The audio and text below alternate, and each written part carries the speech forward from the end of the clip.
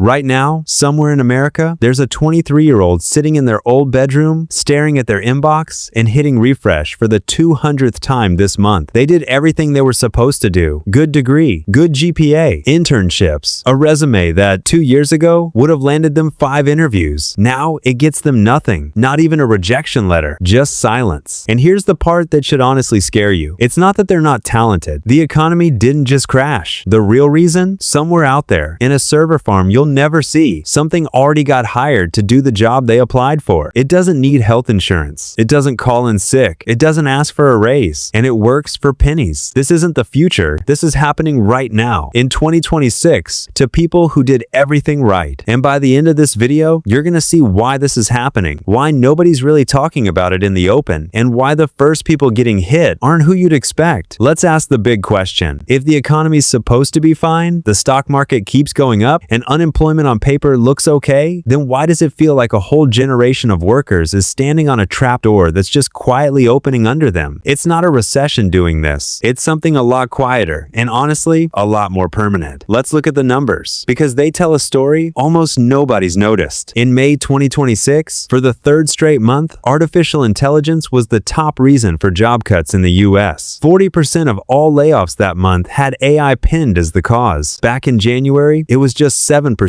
That's not a slow shift. That's a slope that just turned into a cliff. By mid-2026, companies blamed AI for more job cuts than in all of 2025. Not even close, already past it. And the year isn't even over. Just sit with that for a second. Usually, layoffs come after a bad quarter or missed earnings. They cut costs, tighten up, then things cycle back. This time's different. Companies are flat out telling investors in earnings calls, in shareholder letters, they're restructuring for good around artificial intelligence. Not we're struggling. More like we just don't need as many of you anymore. Let's get specific, because vague warnings don't help anyone. You need to know who's actually getting hit. It's not everyone evenly. Researchers at Stanford's Digital Economy Lab did something nobody else had really bothered to do. They grabbed actual payroll data for millions of American workers and looked for a pattern. What they found became one of the biggest labor studies in years, and they gave it a pretty telling name: Canaries in the coal mine. You know how the old story goes. Coal miners brought caged canaries into tunnels because they felt poisonous gases before humans did. When the birds stopped singing, miners got out because the canary was the warning. Those Stanford researchers found today's equivalent. In jobs where AI can automate the actual tasks, like entry-level software engineering and customer service employment for workers ages 22 to 25, dropped by about 13% since late 2022. But in those same companies, older, more experienced people in the same roles kept their jobs or even grew in number. Same company, same job, completely different outcomes, just based on whose tasks AI can replace. So, what does that really mean? AI isn't just replacing workers in an abstract way. It's targeting the newest, least experienced people, the ones doing repeatable, highly structured work, the stuff AI gobbles up easily. A 22-year-old out of college isn't just up against other 22-year-olds anymore. They're up against a system that can do the junior version of the job instantly for nearly no money and doesn't ever need to be trained. And here's something nobody says out loud. For decades, that entry-level job was the crucial first step. That's how you learned. That's how companies grew seniors out of juniors. It was the bottom rung, but there was a ladder. Now, if AI can do the junior work, why would a company pay juniors at all? If you can just hire experience, what's the point of the old ladder? The answer? The ladder itself is disappearing, one rung at a time, starting from the bottom. Some of you are probably thinking you've heard all this before. Every new technology gets blamed for killing jobs. ATMs were going to end bank tellers. Spreadsheets would end accountants. And here's the twist. After ATMs, bank teller jobs actually grew for years because banks used the savings to open more branches, and tellers shifted to new work like sales and customer service. So maybe you think this is just another cycle. Tech destroys some jobs, creates others. That's how it's always worked. This time is different, and it's not just my opinion. The Stanford data spells it out. ATMs and spreadsheets automated narrow tasks. A calculator can't write an email. A spreadsheet can't talk to a customer. Every tool created new work around what it couldn't do. Generative AI isn't like that. It's general purpose and getting better at almost all desk jobs at once. Writing, coding, analysis, customer service, you name it. And there's no new field opening up to catch the people getting pushed out, because the thing replacing them isn't specialized, it's general. The safety net in past automation cycles was always new human jobs. Here, the same tech closing the old door is also taking over anything that could open up next. And it's not just entry-level tech jobs now. It's spreading. The outplacement firm Challenger, Gray & Christmas, which has tracked layoffs for decades, found that AI caused over 87,000 job cuts in just the first months of 2026. That's over 1 in 5 layoffs nationwide. And the cuts go beyond tech. They're hitting finance, pharma, even manufacturing. Take finance, for example. Researchers don't see a huge wave of layoffs yet. They see slower hiring, fewer new openings, empty spots that just never get filled again. That might actually be worse, because it never gets a headline. No news alert. It just shows up years later, when you realize a whole generation never got hired in the first place. Let's add this up the way most people don't. If over 1,000 jobs are disappearing every day in 2026, and a quarter of them are cleanly blamed on AI by the companies themselves, that's not a rounding error. That's a structural shift in real time, hidden behind a stock market that keeps going strong. Because the same AI that wipes out junior jobs is also what's driving profit and stock prices up. The market's not ignoring this. It's rooting for it. And that's part of why nobody wants to say it directly. It's uncomfortable for everyone. Tech firms don't want the PR mess of saying, yeah, we're replacing the workforce. So they cover it in phrases like efficiency initiatives or resource reallocation. Investors don't want to hear it, because what's bad for workers sounds great for profit margins. Most business news won't run with, why can't a 23-year-old with a good degree get hired, when there's a Fed meeting that'll get more clicks. But if you're watching this, here's what actually matters. This isn't about robots taking all our jobs in one big moment. It never works that way. It's about which everyday tasks we can program and repeat, and which require real judgment, context, and trust. The people keeping their jobs aren't the ones with fancy titles. They're the ones doing work AI isn't ready to take. That's the signal you should notice, long before it turns into an unavoidable headline, because that's how it always works. By the time everyone's talking about it, the smart money moved months ago. The canary doesn't wait for the nightly news. It stops singing early, before anyone upstairs smells a thing. So, the question isn't whether you're watching for the silence, or whether you're just waiting for someone to finally announce you've missed your warning. If you want the real story, not just the headline, stick around and subscribe. This economy rarely comes with a warning label. Most of the time, things just quietly stop singing.